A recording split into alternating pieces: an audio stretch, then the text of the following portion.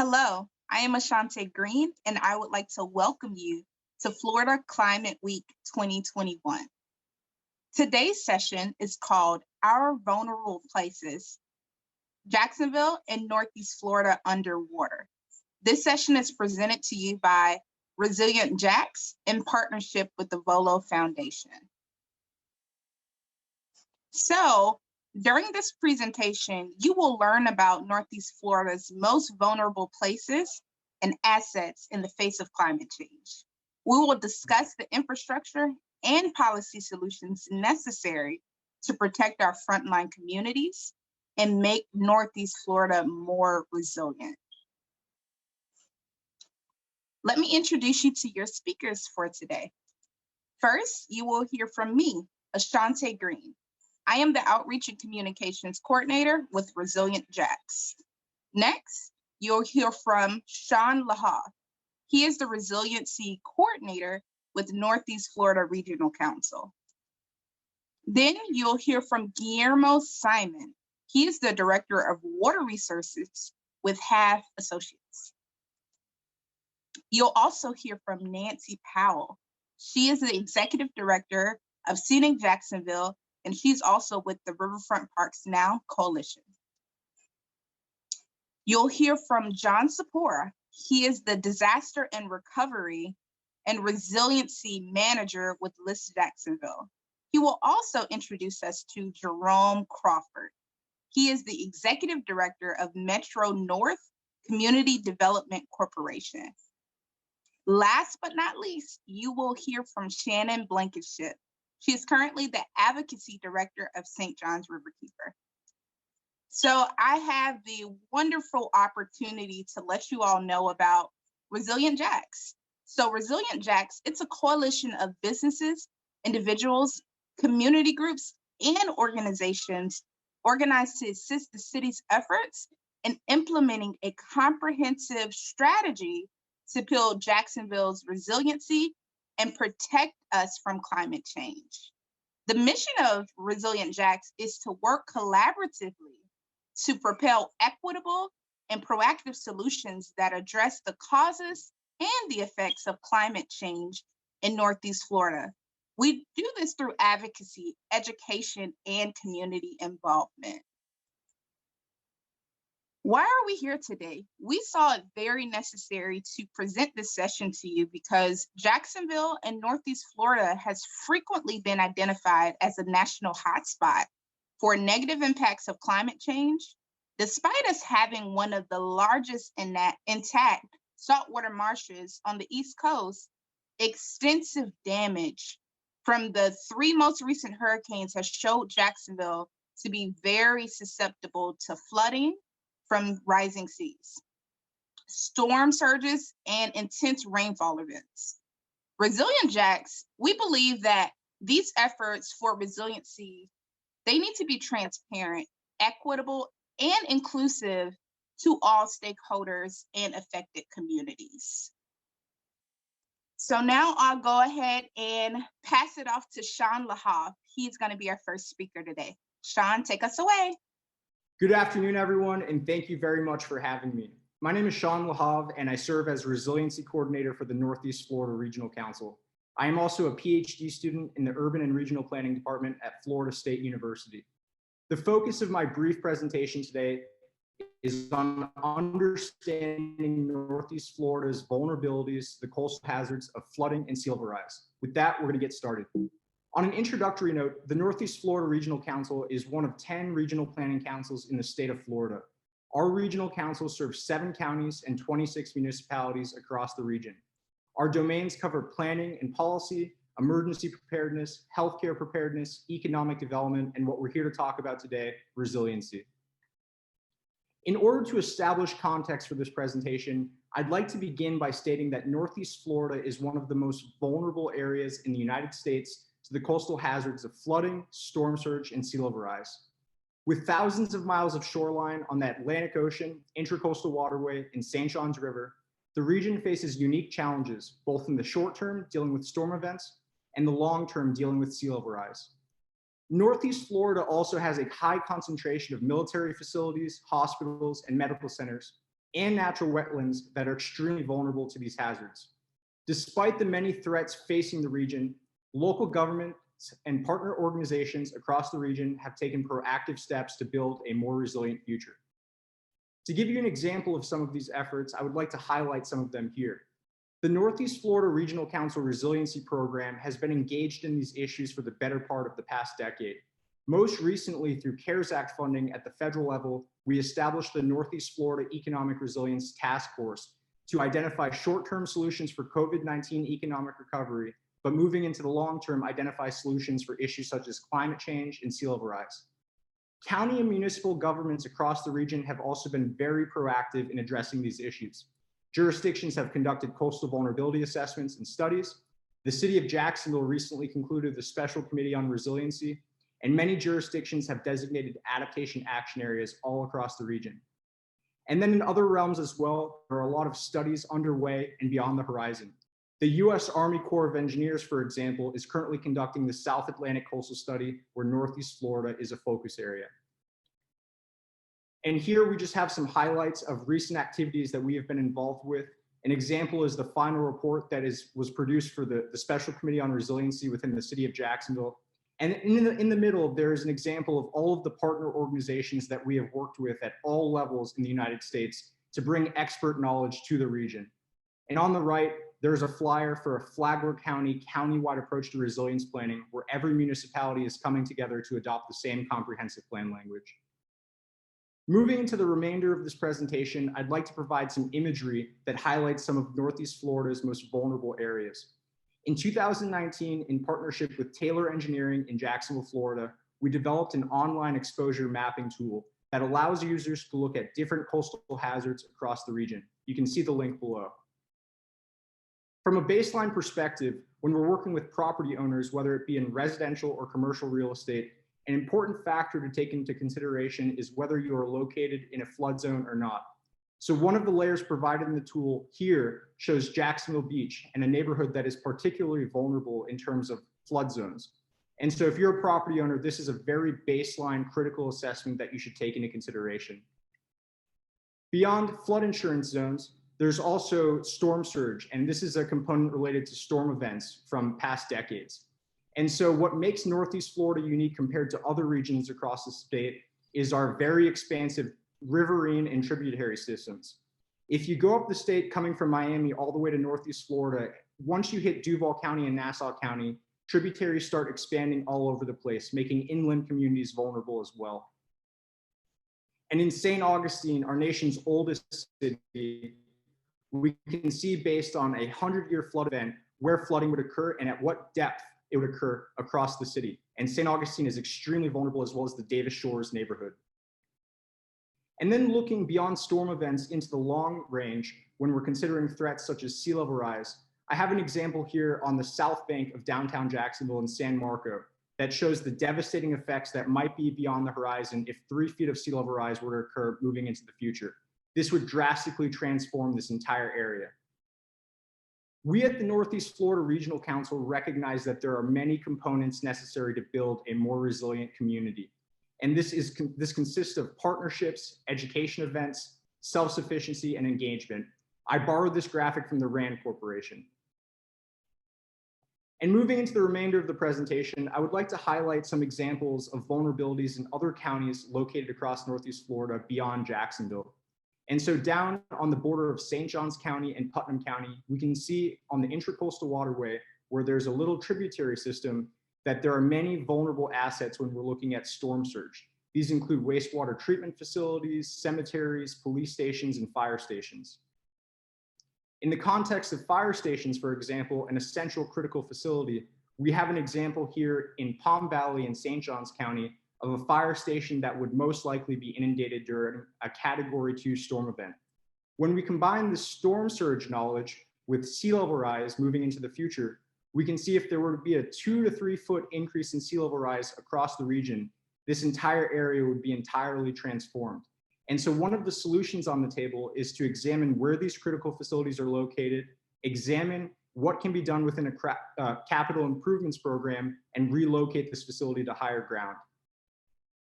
Additionally, social justice is a very vital component of this picture as well. And social justice encompasses elderly populations, minority populations, and low-income populations. And so down in Flagler Beach in Flagler County, we can see that this is a very densely elderly population. And there are also critical facilities within this vicinity that are vulnerable to sea level rise moving into the future, including a police station and a fire station. Within the context of a current study that is underway by the Mayport Naval Air Station, this is also a very relevant example. Here we have the Mayport Naval Air Station, one of the most prominent military bases in Northeast Florida, but we also have Mayport Village, which is a historically low-income population. The only access point into Mayport Village is through A1A. If we turn on 2 feet of sea level rise moving into the future, there might be a complete loss of access to this community if nothing is done to prevent it. The Mayport Naval Air Station, through a transportation resiliency study, is currently looking at options for these roadways. And then moving into a few other realms as well, healthcare facilities are vitally important to Northeast Florida's resilience. And so here on the south bank of downtown Jacksonville, we have the Baptist Medical Center, a very prominent medical center. And moving into the future, if there were to be a 2 to 3 foot increase in sea level rise, this will pose grave consequences for this medical facility. This medical center is currently taking steps to build resilience into the facility. But additionally, there are other facilities located across Jacksonville and Northeast Florida that might not even be aware of their vulnerabilities because where they are located. Here with Hogan's Creek, based on a category 3, 4, or 5 storm event, we can see that this hospital would be impacted by that storm event. Moving into the future, sea level rise might pose an additional threat because conditions would be exacerbated. And additionally, on the social justice perspective, we have to examine where low-income and minority populations live and reside when we're looking at coastal hazards. And so here in downtown Jacksonville, there is a densely populated low-income and minority area. And as we can tell based on storm surge data, this is also one of the most vulnerable communities in Northeast Florida. Finally, in closing out this presentation, I would also like to take this time to highlight the conservation perspective. Down in Putnam County near the city of Palatka, there is a natural wetland that acts as a buffer zone for the city. And so this is located on the St. Johns River. When we turn on 2 feet of sea level rise, which is a very realistic scenario, we see that this natural wetland would actually absorb the impacts of sea level rise and protect the greater community. This shows the value and benefits that natural services can provide. Additionally, there was a study conducted in 2018 that identified resilience hubs across Northeast Florida, areas where there are ecosystem benefits and flood mitigation benefits. Here at the Timucuan Ecological and Historical Preserve, if we turn on a 6 foot increase in sea level rise, a doomsday scenario, what we can see from the data is that this entire wetland area would absorb those impacts. The lesson here is if we build and construct residential developments and shopping centers in this area, we would be losing out on those flood mitigation benefits. Moving forward into the future, the Northeast Florida Regional Council remains committed to supporting local governments in identifying vulnerabilities and developing a more robust understanding of how to deal with them. Through state and federal grant funding opportunities, there are many projects that are currently taking place and beyond the horizon that we're very excited about. COVID-19 especially, though, has broadened the resiliency discussion in Northeast Florida to also include components related to economic resilience. The Northeast Florida Economic Resilience Task Force, which I mentioned earlier, is currently developing a COVID-19 economic recovery plan. But moving into the future, we're going to transition to also include issues related to flooding, sea level rise, and climate change. In closing this presentation, I would like to conclude with this graphic. We really have to be taking a holistic look at all of these issues. COVID-19 has taught us so many lessons on resilience, and now is a more important time than ever to address these issues from a multidisciplinary perspective. Climate change is beyond the horizon. It's happening right now. We need to take lessons from COVID and what we're doing to address climate impacts and look at it from a holistic angle. Thank you very much for having me today. Again, my name is Sean Lahav. If you have any questions, please contact me at slahav@nefrc.org. I really appreciate it. Now we're going to pass it off to Guillermo. Thank you very much. Thanks, Sean, and thank you everybody for your time and your interest in our presentation. In the next 10 minutes, I'm going to be talking about the shorelines of Northeast Florida and what we can do to protect them. We'll talk a little bit about what solutions exist out there when we talk about gray and green alternatives, their benefits, their cons, their pros, and I'll throw in some personal thoughts on the topic. And so, just by way of a very quick introduction, my name is Guillermo Simon, and I work for Half Associates out of Jacksonville, Florida. I am the Director of Water Resources. I have over 20 years of experience in water resources and coastal engineering. So we live in a very diverse environment in Northeast Florida. Northeast Florida features a large and comprehensive coastal, estuarine, and riverine ecosystem. The region is home to an estuary that's over 100 miles long and a surface of 115 square miles. Plus all the multiple tributaries that flow into it that are also affected by tides. Northeast Florida also features large systems of beaches and dunes, inlets, coastal embayments that are home to unique aquatic and terrestrial species.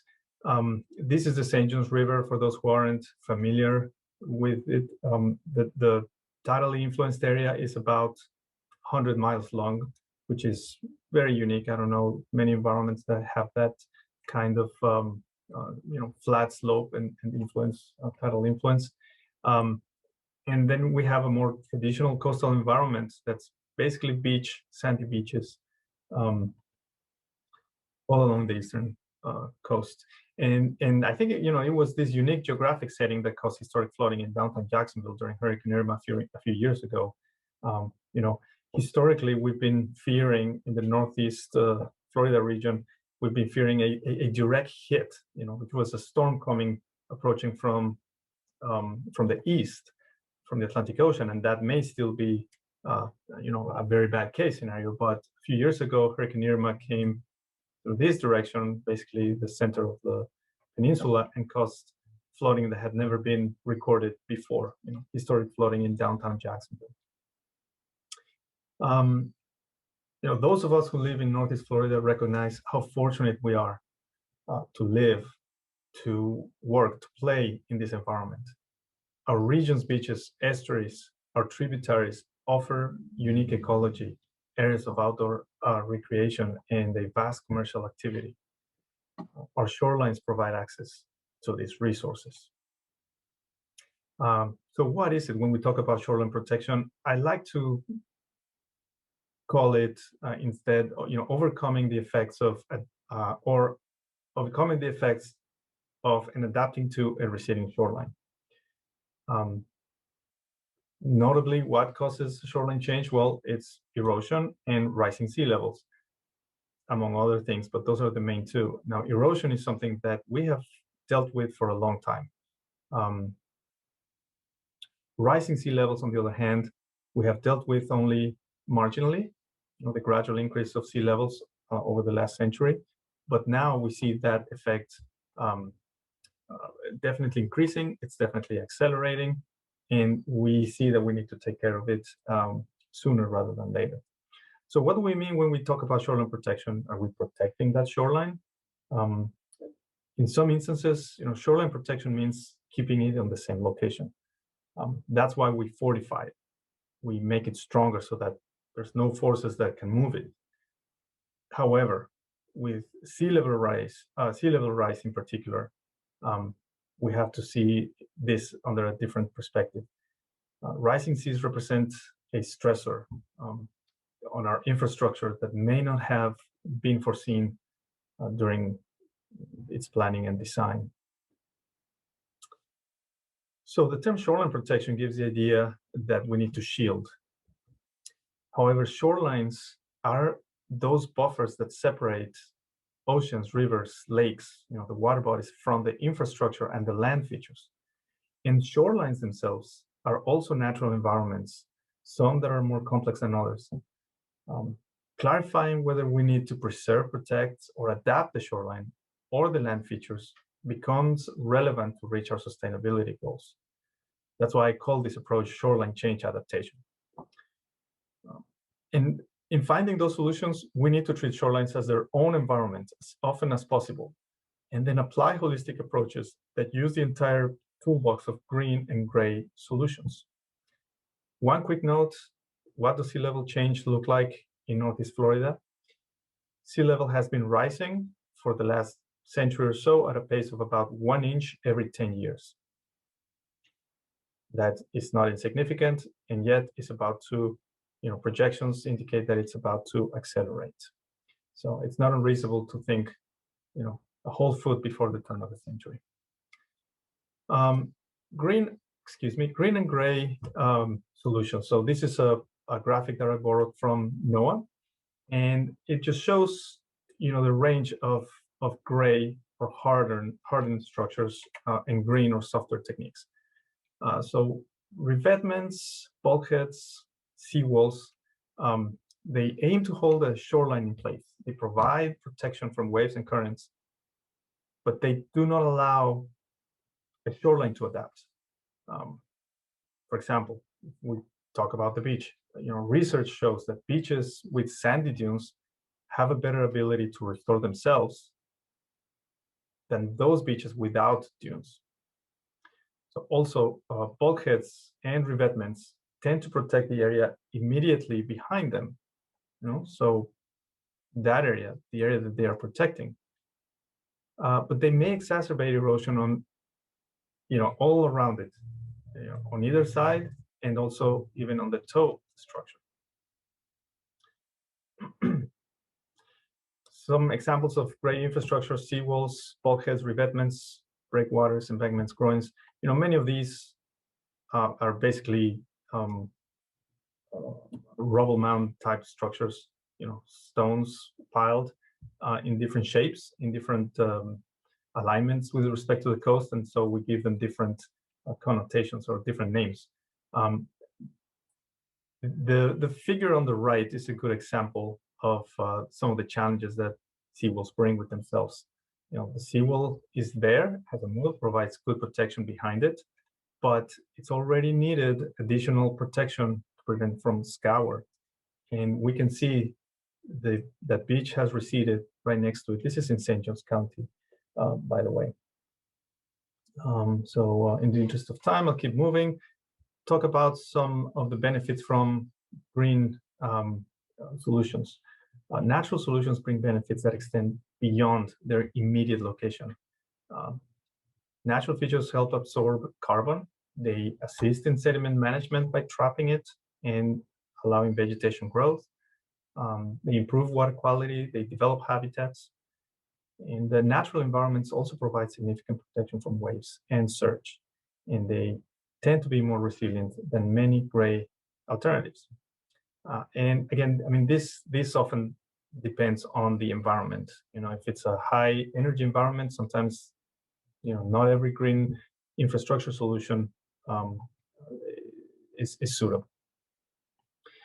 Shoreline change adaptation solution examples using green infrastructure. So I used the Army Corps of Engineers Engineering with Nature Atlas published in 2018, and they classify the examples in their atlas as beaches and dunes, wetlands, islands, reefs, levee setbacks, and floodplains, which basically means allowing for space for a river to flood an area with a natural floodplain. I can think of, for example, the Kissimmee River Valley in Central Florida. Levee setbacks, the use of vegetation and natural materials, and the enhancement of those areas where we have to use artificial infrastructure or hard infrastructure. And we also need to consider things like retreat, property buyouts, for example, floodable parks.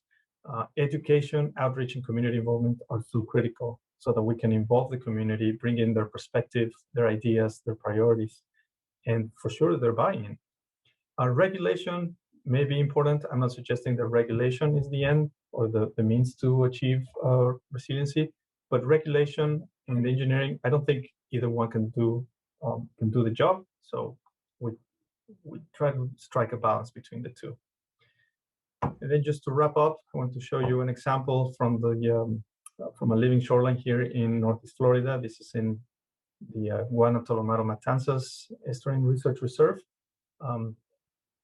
Those interested in living shorelines, I recommend you go to this website, floridalivingshorelines.com. So that's a free commercial for them. And just as in closing, shoreline change adaptation requires evaluating each site's unique characteristics and using all the tools at our disposal. The combination of engineering, environment, and community input can help us reach social and economic interests and develop resilient communities. And with that, I'm going to stop sharing my screen here. And I'm going to thank you, and I'm going to pass it on to Nancy now. So thank you for having me here today. I'm so excited to talk about urban waterfront parks and resiliency. I am one of the leaders of a coalition of 12 nonprofits in Jacksonville called Riverfront Parks Now. We have come together to advocate for a riverfront for all in our downtown, one that will allow for the riverfront to be accessed and enjoyed by all people, and that will contribute to protecting our city from future storms and sea level rise. Through a network of significant parks and green spaces along the waterfront, we can help address resiliency while providing so many other benefits to the community. First, I want to show you Memorial Park. It's a small riverfront park just south of our downtown in a historic neighborhood of Riverside. This is what happened in Hurricane Irma. And while the concrete balusters along the water are just now being restored 4 years later, the park returned to use shortly after the storm. Not so much for the apartment building next door. This is the Park Lane Apartments that was severely damaged and took a lot longer with much higher human and physical costs to get back to normal. Just north of here is a partial view of our downtown waterfront. So Irma was a wake-up call for all of us here in Jacksonville because many of us thought it was only a beaches problem. Our coalition was born out of the desire to take a fresh look at our downtown Jacksonville with an eye towards resiliency and downtown revitalization. So in Jacksonville, our St. Johns River runs right through the city, and all agree that it is our biggest asset. But about 90% of the 1,100 miles of shoreline is privately owned. Our downtown has also lagged many other cities in growth and vibrancy, not for lack of trying, but with less than optimal progress. In terms of flooding, there are 2 critical creeks that flow into the river, and those are targeted for restoration by a nonprofit called Groundworks Jacksonville, who is also creating a 30-mile trail system throughout the city neighborhoods. The restoration of these 2 creeks, along with the trail system, have huge positive potential implications for helping to address the flooding of areas where these creeks wind inland and also at the riverfront. So what we did is we looked at our downtown, and what we saw was that there is a once-in-a-lifetime opportunity to reshape a large part of our riverfront. Through a number of converging factors, we now have a group of city-owned properties, all the colored parcels here that you see, that are publicly owned, vacant, and unencumbered by legal contracts. So studying other cities, we quickly realized that riverfront parks and urban revitalizations go together hand in hand. And many of you in other cities already have these waterfront parks. But they can combine to amplify important benefits to the community. So more than being resilient, they can provide equitable access to citizens from all communities. They can provide social benefits of bringing people together and provide health and wellness benefits through outdoor recreation. They also provide positive economic impact through jobs by attracting people who also frequent businesses and spurring surrounding private development. So it's the combination of these benefits and the high level of design and engineering that can draw people to these parks. Parks that have been built within the last decade reflect the climate awareness and show a huge amount of creativity. I'm going to step through some of the design features that have been implemented by cities in their design of waterfront parks to make the parks and the cities and the people more resilient. So in Nashville, you might never know visiting Cumberland Park that there is a cistern underneath that captures 1 million gallons of stormwater. The park above provides a number of gathering places and features to bring people together in the beautiful setting along the river. Next door, there's another riverfront park that features geothermal energy beneath the green space, which you can see the design here on the left. And on the right, underneath this performance area, there's another 400,000 gallon water tank under the surface that collects stormwater.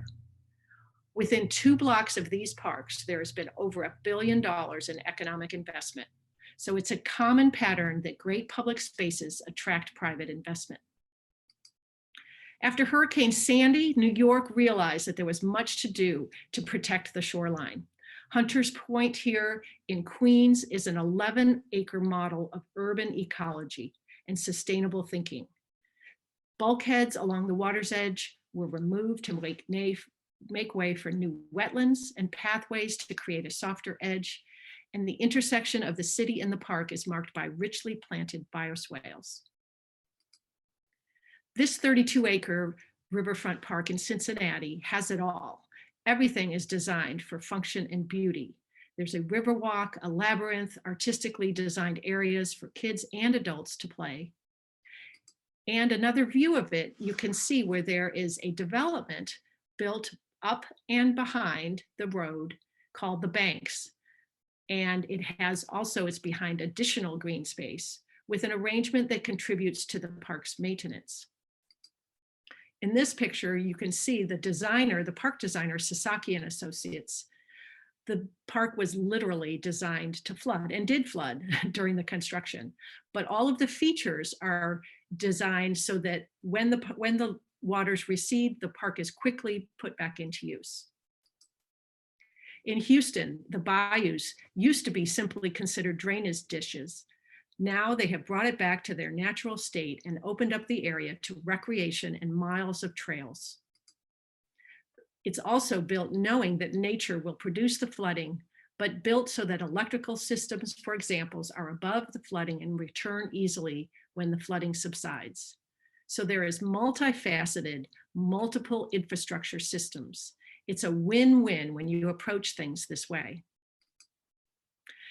Of course, some parks have structures along the river, and this is a performance boathouse in Tampa at their Julian B. Lane Park. And it's a waterfront craft area that allows Tampa to host regattas and boat events, teaches people to kayak or paddleboard. And the roof of this structure you can see is slightly sloped, and it doubles for stormwater management, channeling the runoff into a lush rain garden that filters it through the landscape and plant material. Also, this space has become hugely popular as an event space due to its beauty and design, and so it generates revenue for the park. In St. Petersburg, the pier is a great example of a combination of gray and green infrastructure. There is certainly an ample amount of concrete on the pier, understandably, but they've also added a fishing area in the lower level with higher levels above it so that people can watch and view the bay. And then above that is a restaurant and bar that allows for waterfront dining and amazing views of the city and the bay. The 26-acre pier park also features a natural beach, a wetlands area that you see here, and each area shows thoughtfully designed elements for potential flooding. Another key part of resilient parks is that there's an opportunity to showcase the features and teach people about climate change and adaptation strategies. So this segment of the Chicago Riverwalk is dedicated to floating wetlands and also as a place to do such education. In St. Pete, they have a discovery center in the middle of their pier for that has programs to learn about the Bay. And in Jacksonville, our Museum of Science and History does such education, and they are planning a new riverfront home on the North Bank to help with that effort.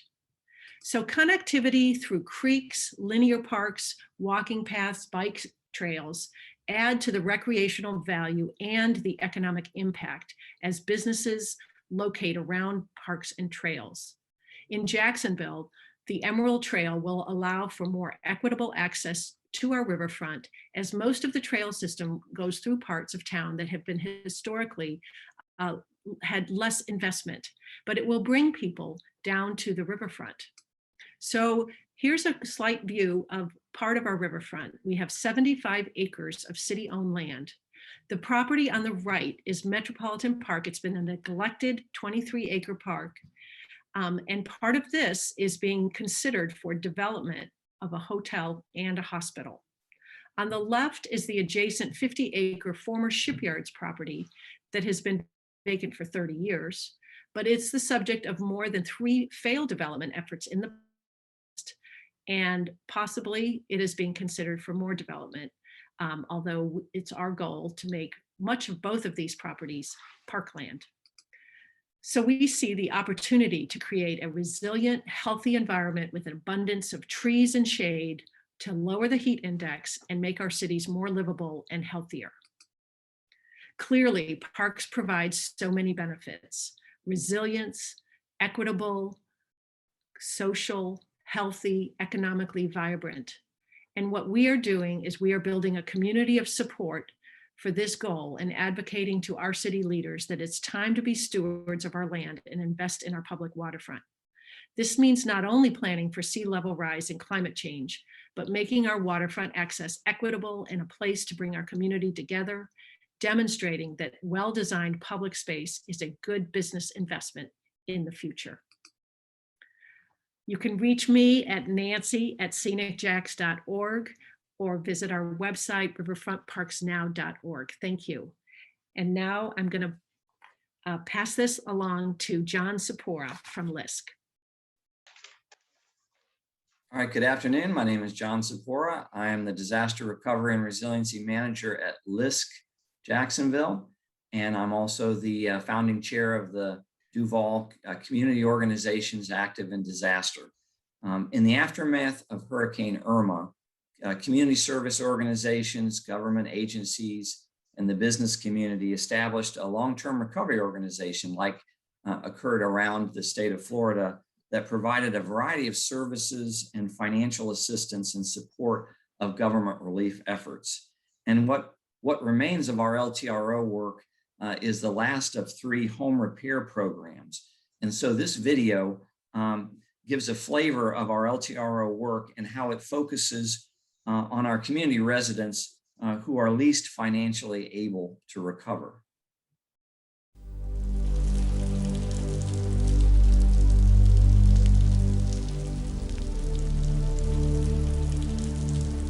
It's my childhood home. It's somewhere that I love. It's somewhere that I'm comfortable at.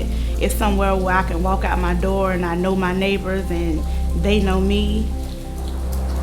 Family meals, family gatherings. My mom and my dad. It's like one of the only places that I know is home. The hallway bathroom we don't use because of the ceiling. It's really bad. It's moldy. The ceiling is like a big bubble, like it's been holding water for basically 2 to 3 years now. And then sometimes the water trickles down through like the cracks like that right there, or comes through there, like the vent up here. Some of the appliances don't work because of when the house got struck by lightning. Just the water damage all in itself. You're unable to really store food in the cabinets. You have to store them in other places. We use window units basically that probably won't cool the whole house, and portable heaters to whatever room we're in the moment, basically. Because you can't have too many heaters going at once. You might cause a fire. This is unlike anything that people have seen for a long time. This morning, Jacksonville is seeing the worst flooding in nearly a century. There was a lot of mistrust at the very beginning. We were doing the needs assessment work. We would knock on doors of people's homes and say, "We're here to help you." They wouldn't even answer the door. First and foremost, I think we gave people hope. Well, imagine having a leaky roof for over 2 years and the water has damaged your ceilings or walls in your home. And so it's really important that these families, for health reasons and for their emotional and spiritual welfare, that they are assisted by the long-term recovery organization. For me, it's been a labor of love. As a startup 2 years ago, we came together, 30 organizations or more, trying to understand how we can effectively work together in helping families in our community impacted by Hurricane Irma. Sometimes it comes down to paying for medicine, paying bills, and getting a roof fixed. The bill and the medicine wins out. The tree fell on my rooftop, on the tail end back there, and it put holes in my shingle up there. Oh, it affected the whole house. The rain came in. Oh my God, it was in there like a river. I had carpet on the floor and everything. I had to take all that out, and that mold and that mildew affects your system inside. And I would like to clean that up as much as I can, as fast as I can. Because we're all gonna die one day, but we don't want to be dying because of lack of help, like we can get some kind of help somewhere. I would say the heart of the program is our community development corporations who serve as construction managers and the contractors that they use who are neighborhood contractors. And this is more than a home repair program for them. This is about serving the families, and they care for the families. They're sensitive to the trauma that these families have gone through. And it's just an amazing experience for us to serve these families through this program. In some of these cases, new construction is going on around these homes that are being rehabbed or being repaired. So they got to stay in step with the new construction and keep their values up by keeping repairs done and keeping maintenance going. So for us, that's what we look at as well. In the overall scheme, it's another arm or another extension to what we do. And it's a very important one because it keeps the homes that cannot afford to get a big makeover to get those main repairs done, like the MEPs, the mechanical, the electrical, the plumbing, and the roofs. I thank you all for trying to come and help me out. You know, it's a blessing too. And I ain't think nobody around here cares, but I think you all care. I know you all care. The Long-Term Recovery Organization has a committee system where we have checks and balances, a case management committee, a construction committee. Our executive committee serves as the Unmet Needs Roundtable. So we really do vet these cases through a process. Our contractors obtain competitive bids for each of the home repairs. So that's an opportunity for local businesses to participate. And so it's a good system that we've developed with over 50 homes repaired so far. These homeowners need assistance, and for us to secure a home for them to live in safely and comfortably will help their family life, will help them with their job stability, will help their children attend the same school that they have been going to. So it really is securing homes with new roofs that will also secure them for the next storm. That would be the best thing in the world. It would be like a weight lifted off of everybody, not just me, because even though they're kids, I know they notice that things aren't working properly. And even if I'm depressed about certain things, they're depressed because they don't really understand what's going on and why. So it's important to have programs such as the LTRO and what we're doing to keep those homes viable, to keep them relevant, and to make sure that they get repairs, although they may be 50, 60 years old in some cases, but they're just as important, they're just as valuable, and the lives that live in them, they mean just as much. These families are very grateful for the home repairs. They are so appreciative of the caring and concern from the community, and they realize that they're not forgotten.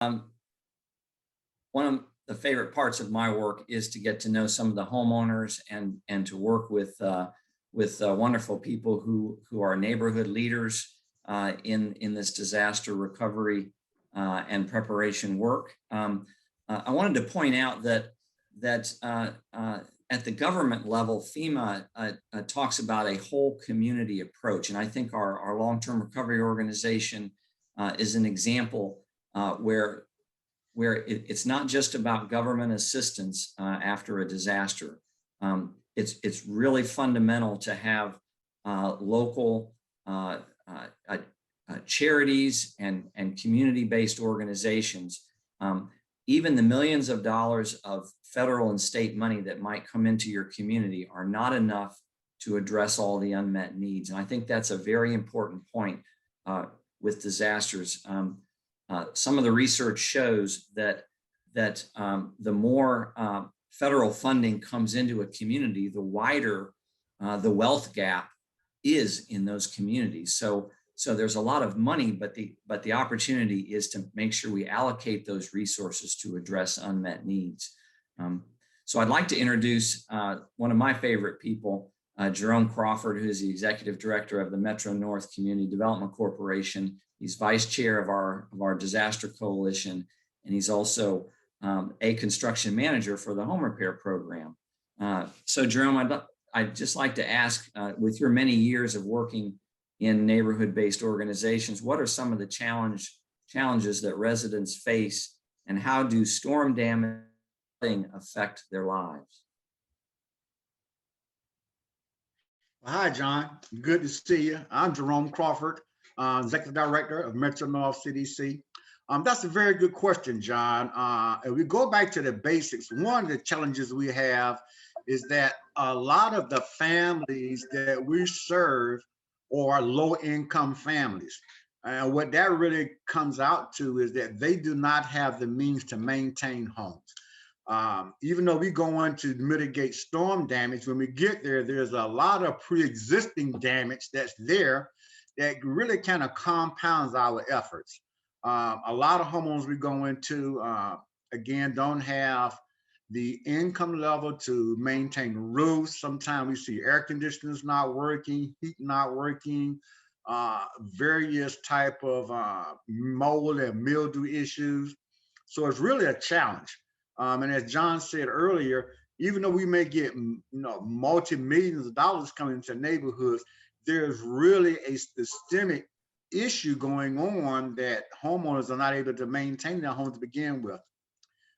So we go in the best we can, and we're able to mitigate some of the things that relate to storm damage. But when we leave, sometimes there's still damage remaining because there is pre-existing damage prior to the storm. With Hurricane Irma, it seemed like flooding was not as much of an issue. It was really wind damage and rain, so that the roofs that weren't well maintained, those would leak. So a lot of our home repairs have to do with re-roofing a home, which is a resiliency opportunity for this homeowner. How do some of our home repairs actually promote a resiliency for these homeowners in these lower income neighborhoods? That's a good point, John. Most of our efforts have been, probably 90% of our work has been to put on re-roofs, because oftentimes wind come in, a lot of shingles come off, trees are blowing down, poles are put in roofs, and now you have not only just a roof issue, but I may have mold and mildew issues. We may have ceilings and walls that need to be stripped out and repaired and replaced. And so a lot of our work is from the roof damage, mitigating all the supplemented damage that result of the roof being a problem. Explain a little bit about how a community organization, a community development corporation, and other neighborhood organizations, what their role might be in communicating the needs from those neighborhoods with respect to resiliency and infrastructure, and that would relate to maybe flood control and issues like that are in the neighborhood. Okay, as a community development organization, we're really charged with working with the community as a whole to mitigate not only the hurricane issues, but other issues. It could be clogged storm drains in neighborhoods that are now, if they're already clogged up, a storm occurs, now I have additional flooding. So we're working with neighborhoods to begin, I guess, some of the mitigation issues prior to any storms, helping with storm drains being cleaned, keeping neighborhoods clean, keeping the streets clean so we can have a good path for excavation if we have to actually move out the neighborhood. Then there are other things we do with homeowners. We try to help them understand, again, prior to storms, how do you prepare? Let's look at windows, let's look at doors, let's look at weather stripping and those types of things and other issues in the home. If we can secure the home prior to a storm, that means we have better chance of surviving the storm without a lot of major damage. Sure. Well, thanks, Jerome. Do many of these homeowners actually have insurance, either for casualty or for flood insurance? That's a very good question, John. A lot of our homeowners, again, do not have homeowners insurance, especially in the older stock of homes where there may not be a mortgage on the home. So if there's no mortgage, there is really no requirement for the homeowner to have home insurance. There's no push, if you will. So oftentimes, again, in a low income family, that's probably one of the things that's not going to be paid because it's not a priority anymore. More of the basic needs like fuel and food and clothing are now the priority. So repairs, homeowners insurance, definitely flood insurance are things that are probably non-existent. So a lot of our situations we come in, the homeowner can't even call insurance claim in to even repair the roof. So now you have a situation where I have a hole in the roof, have no insurance to repair it. The best thing I can do now is put a top on my home and hope that the top survives years, because a lot of clients, again, are going to be stuck with that roof issue for years to come. All right, thanks, Jerome. We really appreciate your work, and it's almost 4 years later from Hurricane Irma, and there are still unmet needs in the community. So thank you for your service. Thank you, John.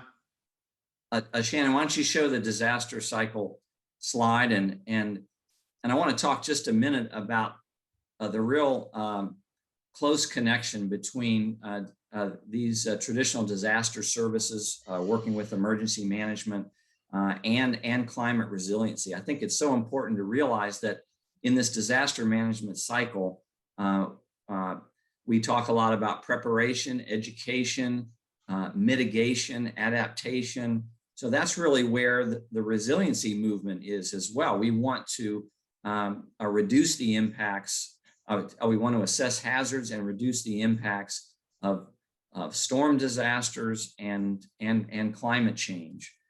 So I think there's a real alignment there with traditional disaster services. And also, I would encourage people to get involved with a disaster services work in their community, because it is very holistically based as far as working with government and businesses as well. But also, when you work on the front lines with disaster recovery, you see what those issues are in neighborhoods all across your community, very different neighborhoods. So I think that's really important to inform the solutions in the resiliency movement. And then finally, what I've realized is that there's a lot of funding. If I put my disaster services hat on, there's a tremendous amount of funding that comes through FEMA and HUD and other agencies that look only like their disaster recovery funding, but a lot of it is also very helpful for the resiliency movement. And a good example is the Groundwork Jacksonville Emerald Trail that was mentioned earlier. HUD CDBG mitigation funding was awarded to Groundwork Jacksonville about $720,000 for a watershed planning effort with Hogan's Creek in in downtown Jacksonville. So it's a great example of out of the disaster recovery money, there can also be money for resiliency. So in closing, I'd like to say we invite everyone in the climate resiliency effort to get engaged in disaster services, because I think we can really align well together and learn from one another. Thank you. Well, thank you everyone for sticking around. My name is Shannon Blankenship. I'm the Advocacy Director at St. John's Riverkeeper, and I'm going to try and bring us all home here with some final messages and some words of moving forward and looking to the future with all that we've learned today. So Sean Lahav did a great job of explaining in Northeast Florida where our vulnerable and critical facilities are. Guillermo Simon showed us what kinds of structural and infrastructure solutions are being looked at right now and will be appropriate as we move into the future. Nancy Powell showed us that parks are resiliency, and in fact, parks are solutions that protect all of us in the community. And then Jerome and John, I thought, did a great job of showing us that, you know, when it comes to being impacted by storms, it isn't a one-time, impact, but it can impact and alter entire communities with that have long-term needs, and there are long-term solutions that need to be addressed to really try to understand and prevent communities from being impacted this way. I do want to, though, sort of remind everyone of why Northeast Florida is so moving in the resiliency spectrum here. And it's because Hurricane Irma that happened in 2017 was a hurricane that moved up from South Florida all the way through Central Florida, and the St. Johns River flows north. And so as it moved up through South Florida, it started moving water from our headwaters in Indian River and Brevard County up through Central Florida, where it culminated and met with the Atlantic Ocean and really impacted the downtown Jacksonville area and inland waterways, even more so than many of our coastal communities. Hurricane Irma in 2017 was only a Category 1 tropical storm when it impacted our downtown, but it brought a Category 3 storm surge. And we know that the future of storms are predicted to be more frequent, they're predicted to last longer, and that there will be more precipitation coming from future storms than storms in the past. And so knowing that that is our future, and knowing what Hurricane Irma did to the city of Jacksonville, at St. John's Riverkeeper, we asked ourselves, are we more prepared 1 year later in 2018 than we were before Hurricane Irma?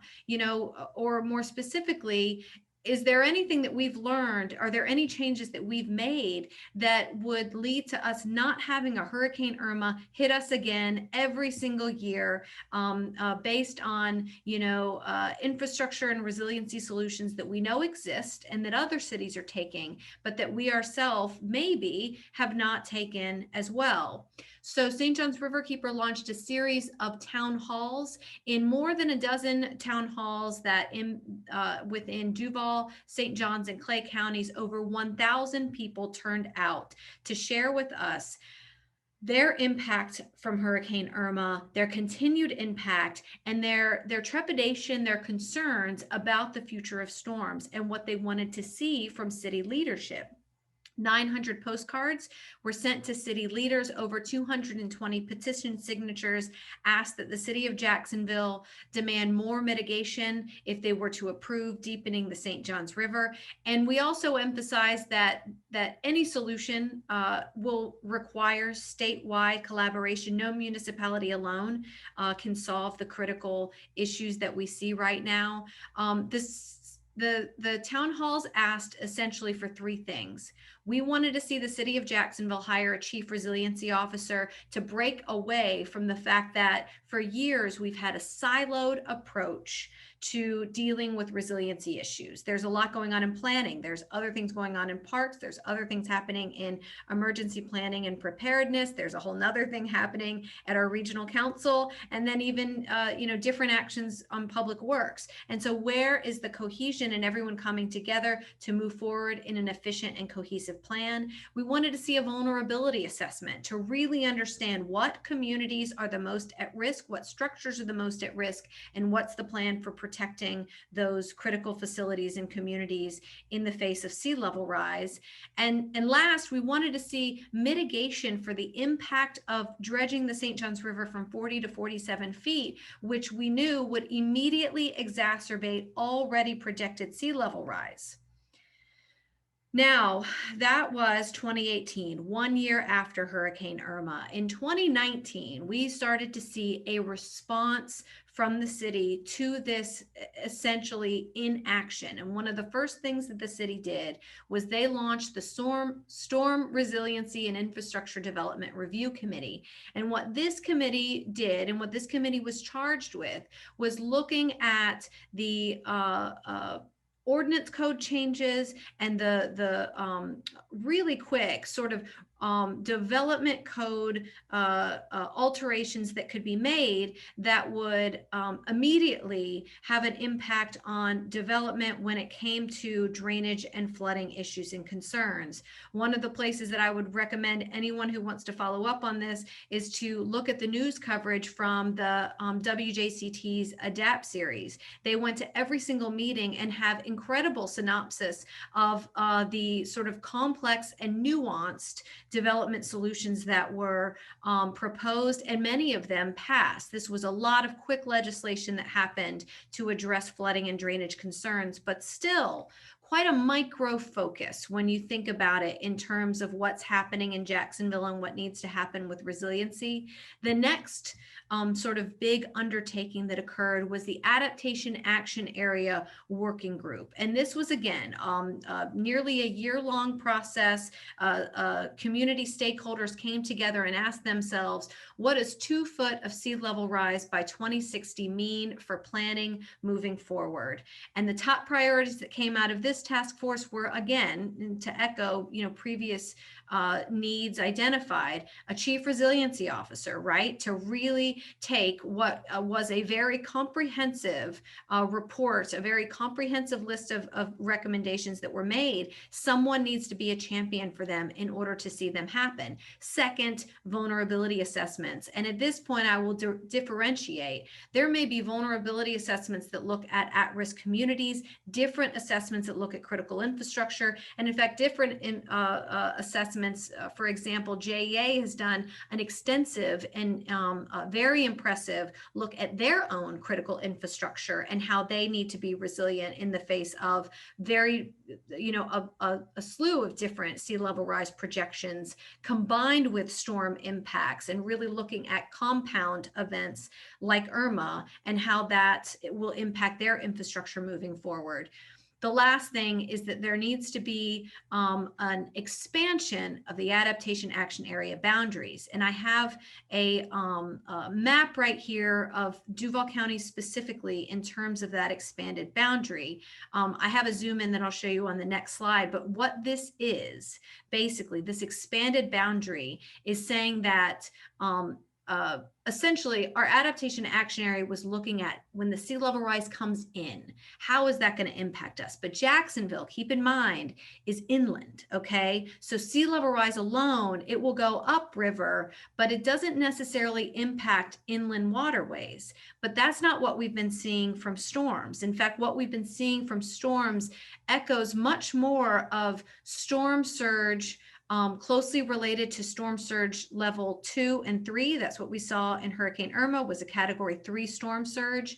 And so the the maps that were identified actually are closer to or echo and what a Category 3 storm surge looks like for our downtown communities. And this is a look at the zoomed in purview of the expanded adaptation action area boundaries for our downtown area. Now, I know that Sean in the earlier slides showed you downtown Jacksonville and the very vulnerable areas that exist with much more detail than this. But the reason that this is important is, you know, to date, when we've looked at the planning and development on our coastal areas, the impact of sea level rise has been fairly minimal because as Jacksonville is really far inland, the impact of sea level rise and coastal storms hasn't necessarily restricted a lot of development. And the expanded adaptation action area is a much more realistic future look at what we can expect and where development may need to be elevated or where additional enhancements and protections may need to go. One area to also highlight on this map here is that the entire Metropolitan Park and Shipyards area that Nancy mentioned in her presentation is underwater. And so having that park be a resilient feature would help to protect our downtown area rather than thinking about high density development in that particular area. The third committee that happened following the outcome of the adaptation action area was a special committee on resiliency. And the special committee on resiliency broke into 3 subcommittees looking at infrastructure, education, environmental planning. Yes, there was a lot of overlap with what had just been discussed in the adaptation action area, but it was meant to take some of that work and move it forward. There were more than 40 subject matter experts that met for more than 50 meetings. And one of the outcomes was that the Special Committee on Resiliency identified that the city of Jacksonville needs a chief resiliency officer in order to take some of the very important strategic and critical needs to move Jacksonville into becoming a more resilient city and really own that and ensure that we're moving in that direction. And so the Special Committee on Resiliency actually authored a bill, set aside the funding, and then appropriated the budget to hire a chief resiliency officer. We also published a final report, which you can see here, and Sean Lahav mentioned in his presentation, which has unfortunately lots and lots of things that the city of Jacksonville needs to do to become more resilient. And at this point, it does seem like it is being the marching orders of the chief resiliency officer. The job posting has been active on the city of Jacksonville's website for about 3 months now. The job description just closed. And so the chief resiliency officer will probably be charged with taking the recommendations and the policy outcomes of that special committee report and trying to put some of it in action.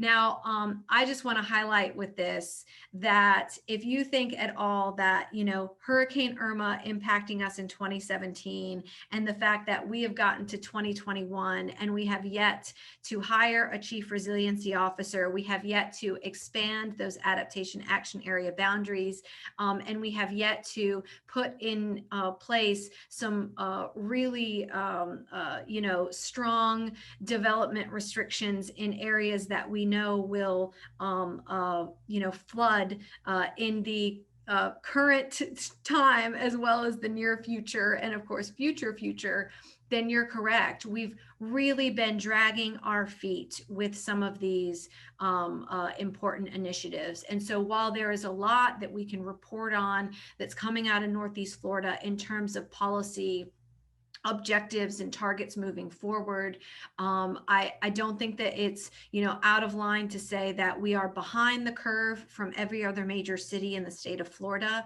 And even though we have tremendous momentum from the community and tremendous momentum from many of our city council members and leadership, that doesn't necessarily translate into quick action and prioritized action from from the leadership that really could make resiliency a top priority for the city of Jacksonville, pending, being, 2 months away from the 2021 hurricane season.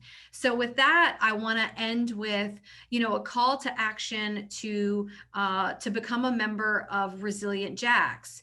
Resilient Jacks essentially formed during the Special Committee on Resiliency's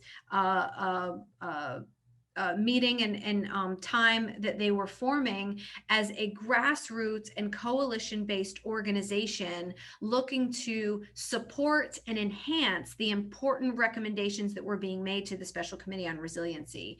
And again, I'll just sort of end here today by saying that resiliency is extremely popular in the city of Jacksonville. There is tremendous community support for having a more resilient city, for improving our infrastructure, for enhancing our parks, for making our most vulnerable communities not to have to suffer the impacts of disasters and storms that they have continued to suffer year in and year out, as well as for all of us to have more of a sense of security as we see a future of more storms, wetter storms, lasting longer and happening more frequently, that our city is enabled to protect us and that we can feel safe and secure. And so Resilient Jacks is a place for trying to bring as many of those voices into one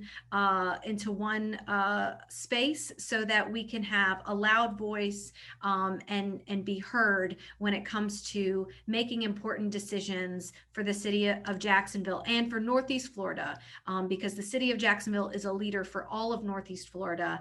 And so I hope that you will consider joining and becoming a member, no matter where you are, of Resilient Jacks today. I want to thank all of our panelists for being a part of this presentation today, and everyone for tuning in and joining us. And with that, I will say thank you and have a great rest of your day.